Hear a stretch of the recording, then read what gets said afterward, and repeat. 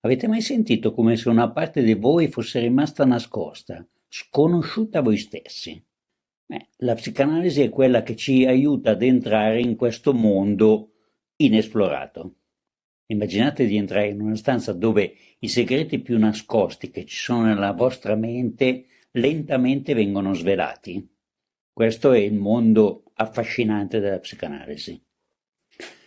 Sono il dottor Carlo Arrigone, sono uno psicanalista da 30 anni e oggi cercherò di compiere un'impresa molto difficile, che è quella di cercare di dire in poche parole, il più semplice e chiare possibile, cos'è la psicanalisi veramente.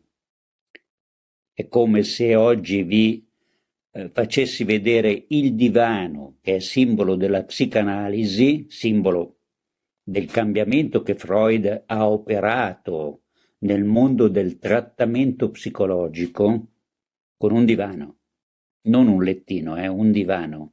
Ecco, quel divano rappresenta il posto dove ciascuno di noi può mettersi comodo e iniziare a scoprire se stesso. Io proverò a raccontarvi come ha fatto Freud, come si fa. Il divano dove si sdraiano analizzando è come un assetto personale che si prende, un assetto per poter cominciare a conoscere attraverso i sogni, i lapsus, gli atti mancati, cosa c'è veramente nel nostro pensiero, nel nostro inconscio. L'inconscio è sempre definito come un iceberg sotto la punta dell'acqua della coscienza. In realtà cosa vuol dire per Freud? Vuol dire che c'è qualcosa di più della nostra logica, della nostra coscienza. Quindi nell'inconscio si trovano le vere chiavi, le vere leggi di comportamento che ci fanno agire in un certo modo che apparentemente può essere insensato, oppure che ci procurano certi sintomi. È nell'inconscio che stanno i nostri veri desideri, le nostre vere passioni. Ma come facciamo a conoscerle? E qui arriva Freud. Freud, dopo tanti tentativi, i primi tentativi furono quelli con l'ipnosi ovviamente, dopo tanti tentativi si rese conto che funzionava meglio un'altra tecnica, che era quella delle libere associazioni, cioè dire tutto quello che passa per la testa senza censura, senza omettere nessun dettaglio, liberamente tutto quello che ci si accorge che attraversa il nostro pensiero. Dopo farò degli esempi su questo. Come psicanalista ho dedicato la mia vita a cercare di conoscere l'inconscio, i suoi meccanismi, il suo funzionamento. Quando io ho cominciato a 30 anni, ho cominciato come un paziente. Ho iniziato frequentando uno psicanalista lacaniano, ai tempi molto conosciuto, che si chiamava Giacomo Contri, che riceveva a Milano. Io giovane mi presentai al primo incontro dicendo sono qui perché voglio imparare, e lui subito mi rispose mi racconti di lei, questo è quello che dobbiamo imparare. E in quel momento ho capito subito che c'ero in gioco io, non tanto la mia volontà di essere un bravo studente che imparava delle cose, no, quella era solo una maschera. In realtà io dovevo conoscere me stesso. Ero lì per quello, lui mi avrebbe accompagnato. Ma forse vi è utile sapere che Clint Eastwood, quando racconta come ha iniziato la sua analisi, lui fece l'analisi con un certo Wilfred Bion, un famosissimo analista inglese che si era appena trasferito in California. Durante il primo colloquio gli passò per la testa un'immagine di essere come davanti a un metal detector, quelli degli aeroporti.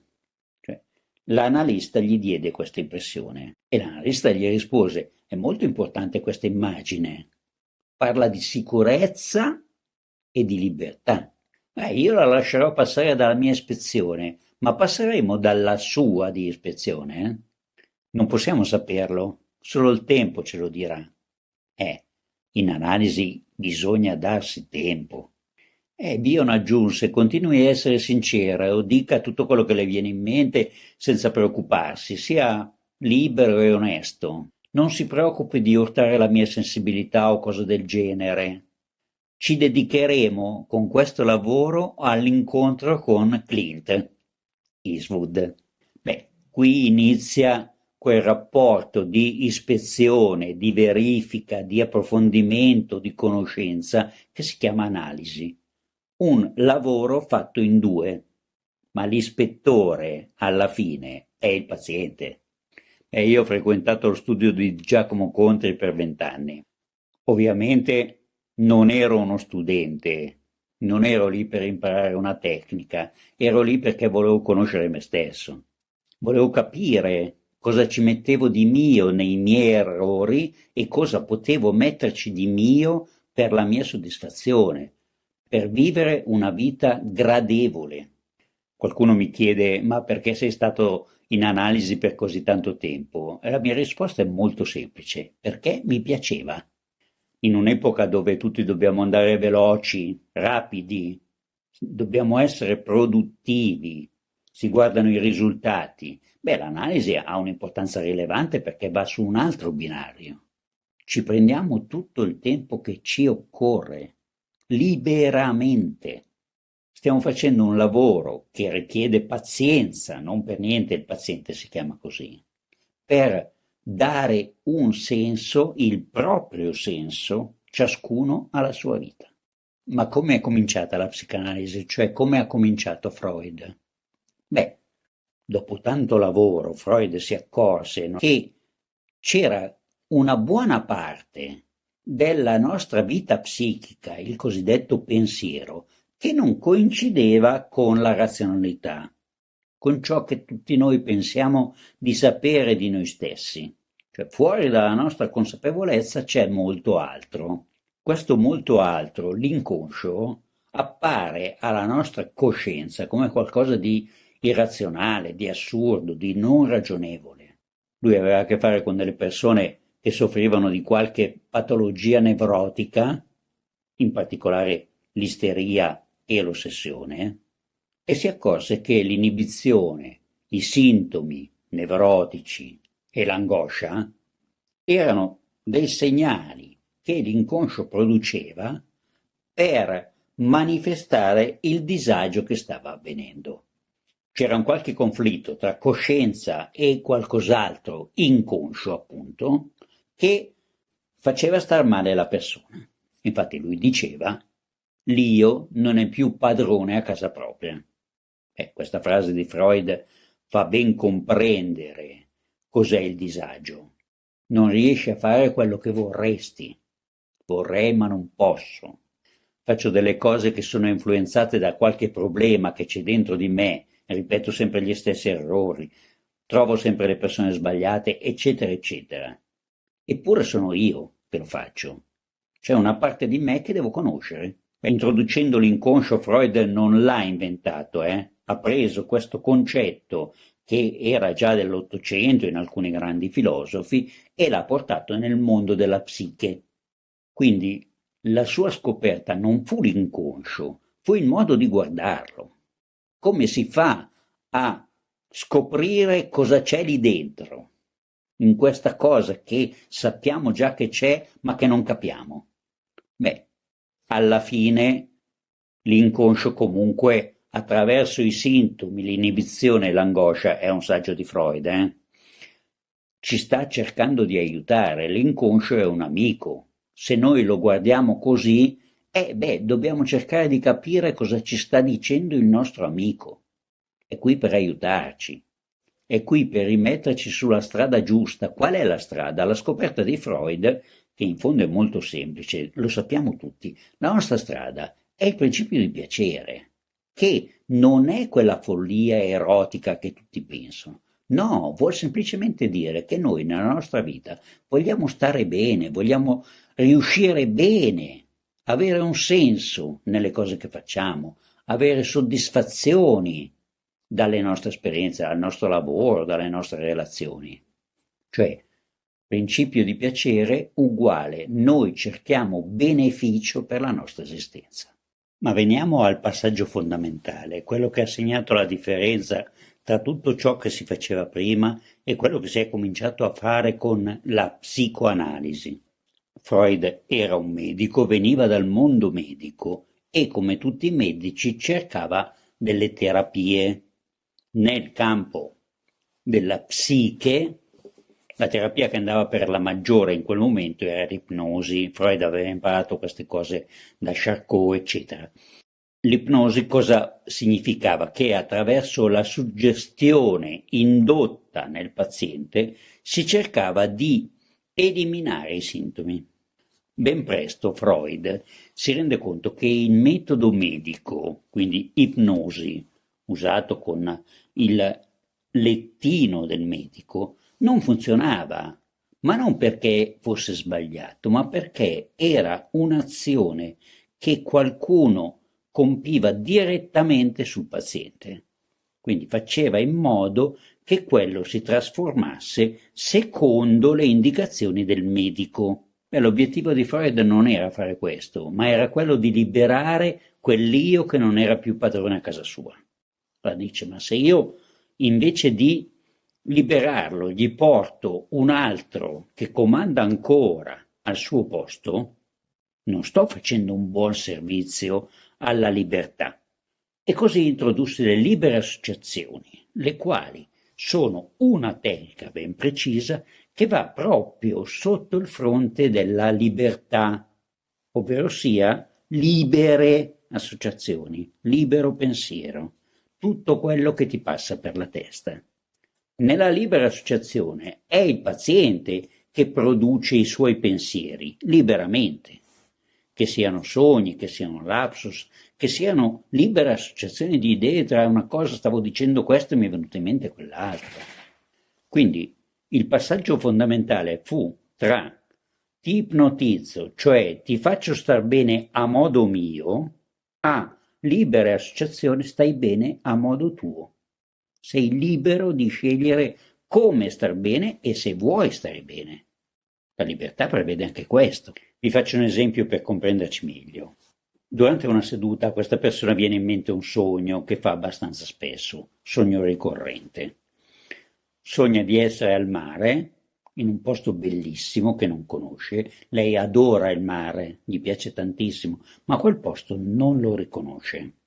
Comunque, si trova al mare e sogna di immergersi in queste acque limpidissime dove sotto ci sono tutti i pesci. Lei vede questi pesci coloratissimi e nuota benissimo, si trova benissimo sott'acqua, quasi quasi respira anche. Non ha il problema di uscire dall'acqua. Dice che più volte quando esce si tuffa di testa. E dice, ma guarda, è stranissimo perché a me piace il mare, ma non sono capace di tuffarmi, non mi piace tuffarmi, ho sempre paura di sbattere la testa da qualche parte e non mi trovo tanto bene in acqua, anche i pesci non mi piacciono molto, quindi non capisco perché continuo a sognare questa cosa.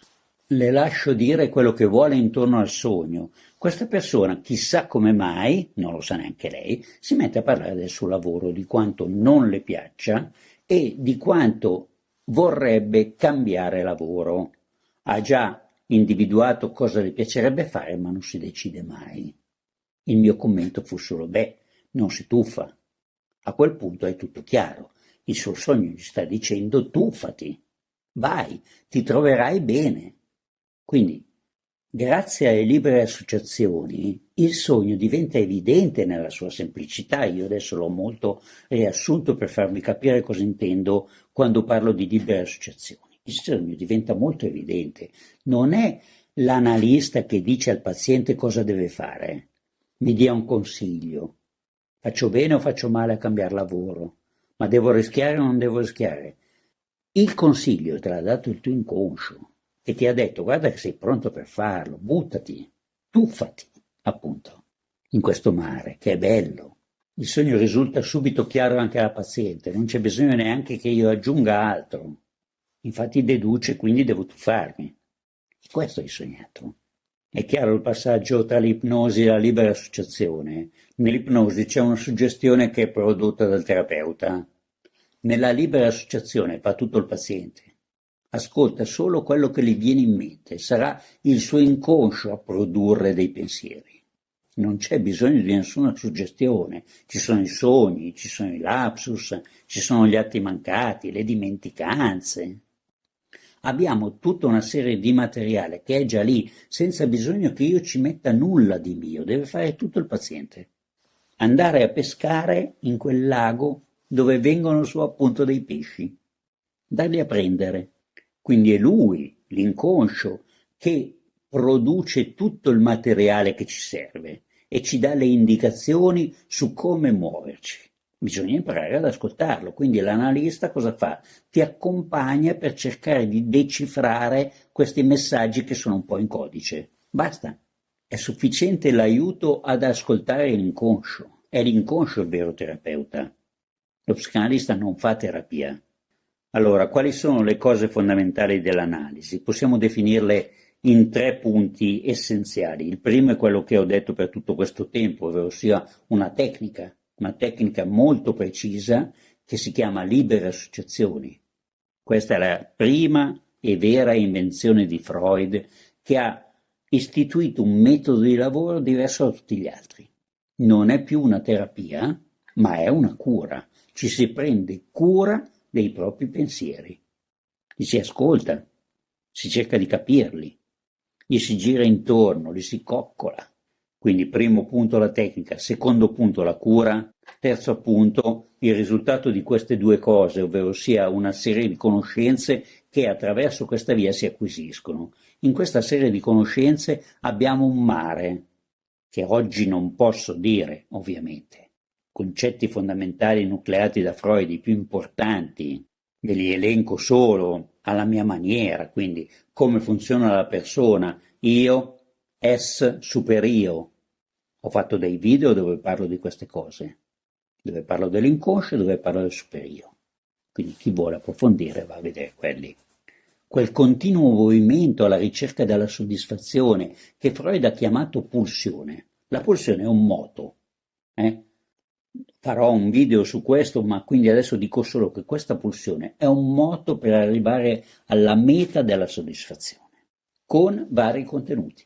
Tutti conosciamo l'idea di conflitto, i conflitti interni alla persona, quello che generano questi conflitti, quindi i complessi, il complesso fondamentale, il complesso edipico, i meccanismi di difesa che tutti noi usiamo per difenderci in questo conflitto. Ho fatto un video anche sui meccanismi di difesa, sto cominciando a fare dei video sui vari meccanismi di difesa. Troverete qualcosa. I meccanismi di difesa, la rimozione, e pian pianino verranno anche gli altri. Ma è importante anche notare che le conoscenze acquisite dalla psicanalisi ci permettono addirittura di andare a scoprire cose nuove sul sistema sociale. Freud si è accorto che in fin dei conti i gruppi funzionano come il singolo, c'è sempre un inconscio, un io e un superio, ci sono sempre dei meccanismi di difesa, le proiezioni, le razionalizzazioni. Freud negli ultimi anni si è dedicato a applicare queste conoscenze proprio alla società, all'arte, alla letteratura, a qualunque cosa gli capitasse davanti o lo interessasse. Quindi la comprensione di come funziona il nostro pensiero, compreso di inconscio, non solo razionale, è in continua evoluzione. Freud ha cominciato, adesso tocca a noi andare avanti su quella strada, perché quella strada ci sta rivelando molto. Prima di concludere una considerazione importante. La psicanalisi dunque non è una psicoterapia, la psicanalisi è una cura, è una tecnica ed è un insieme di conoscenze, ma è il soggetto che si cura dei suoi pensieri innanzitutto e di conseguenza di tutto il resto. Attraverso questo lavoro di curarsi dei suoi pensieri, ascoltarli, interpretarli, eccetera, cresce, matura, fa delle scelte. È una tecnica di indagine che ti permette una crescita personale, che ti permette di modificare i tuoi rapporti, conoscendo di più come funzioni tu, quali sono i tuoi limiti, conosci meglio anche come puoi correggerli. Ma lo devi fare tu, non lo fai a modo mio, lo fai a modo tuo, se lo vuoi fare. Quindi la psicanalisi è questo viaggio intorno a se stessi, dentro se stessi, come un viaggio intorno al mondo. Chissà quando finisce, lunghissimo. e in questo viaggio scopri continuamente popoli nuovi, territori nuovi, posti bellissimi, posti inospitali. C'è tutto. E dentro di te c'è di tutto. Devi scoprirlo però, non c'è solo quello che pensi razionalmente, c'è tutto questo mondo da visitare, da conoscere. Non è vero questa cosa che si va sempre in fondo, si va anche in fondo, ma si sta anche in superficie, come al mare. Gli oceani che ci sono nella nostra vita, i pesci che ci sono nella nostra vita, che non conosciamo, le montagne, dove l'aria può essere fresca, o quei posti inospitali come il deserto, o i posti freddissimi. Dentro di noi c'è tutto questo e dobbiamo scoprirlo per noi, con le nostre caratteristiche. Facendo questo lavoro puoi capire che senso dare tu alla tua vita. Ma nella mia esperienza io ho capito che comunque l'analisi è un modo di essere, un modo di pensare proprio, cioè di guardare il mondo a partire da questo modo di vederlo, questa sensibilità che si crea. Certo è un percorso che richiede coraggio, pazienza, tempo, denaro. Quanto tempo ci vorrà? Come un viaggio intorno al mondo, ma non lo sai. Non lo sai. Non devi programmarlo. Ci vorrà il tempo che il tuo inconscio ti darà. Da lui il tempo. Allora pensaci, ma la psicanalisi non è forse il viaggio che anche tu vorresti intraprendere? Potrebbe comunque essere una chiave per sbloccare il potenziale enorme che c'è dentro di noi.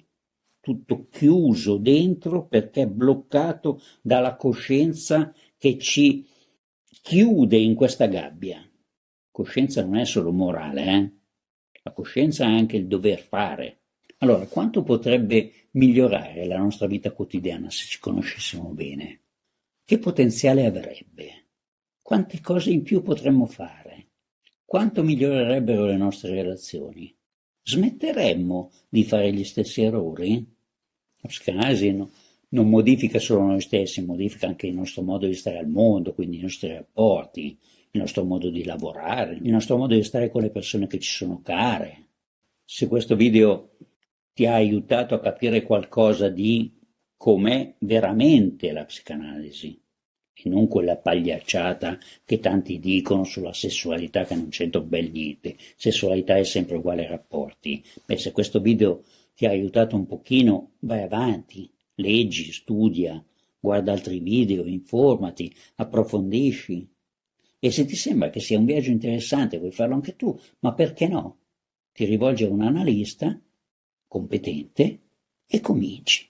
Comunque sappiate che questo viaggio è il viaggio più importante, il viaggio intorno al proprio mondo. Grazie, grazie per aver ascoltato, grazie se vi iscriverete, grazie per chi mi segue, spero di avervi aiutato a capire un po' meglio questo mondo affascinante che è la psicanalisi e magari avervi invogliato a intraprendere un viaggio. Nel frattempo, pensaci.